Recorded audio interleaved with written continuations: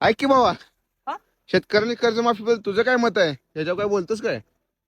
कर्जमाफीबद्दल कवितेच्या माध्यमात सांगणं चालेल काय? चालेल की. की दादा कोरड्यात आकाशात चुकून गेलं म्हणून कर्जमाफीसाठी गण्याचा बा दारोदारी भटकला होता. की दादा कोरड्यात आकाशात चुकून गेलं म्हणून कर्जमाफीसाठी गण्याचा बा दारोदारी भटकला होता. पण शेवटी त्याला कोणी कर्जमाफी नाही दिली म्हणून गळ्यात कर्जमाफीचा बोर्ड लावून गण्याचा बा झाडाला लटकला होता. की बहुतेक गरजेच्या वेळी नाही पण माणसं मेल्यावर मदत करायला ही सरकारची माणसं शिकली होती. की बहुतेक गरजेच्या वेळी नाही पण माणसं मेल्यावर मदत करायला ही सरकारची माणसं शिकली होती. पण यांच्या एका चुकीमुळं काल गण्याच्या आईच्या कपाळाला लाल तर आज काळी टिकली होती.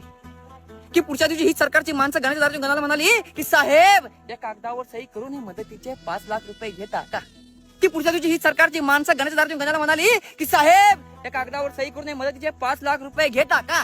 तसा गण्यात धावत घेतला त्या आईचं तुटलेलं मंगळसूत्र ते 5 लाख रुपये साहेबांच्या ठेवत मला की साहेब हे सगळं घेऊन तुम्ही मला असा मेलेला बाप पडताना घेता का? की दादा आता तुम्ही सांगा असा हा अन्याय आम्हा गरीब शेतकऱ्यांच्या वर कुठवर चालत राहणार? की दादा आता तुम्ही सांगा असा हा अन्याय आम्हा गरीब शेतकऱ्यांच्या वर कुठवर चालत राहणार? आणि अजून किती दिवस शेतकरी कर्जमाफीसाठी गळ्यात गळफास घालत राहणार? गळ्यात गळफास घालत राहणार.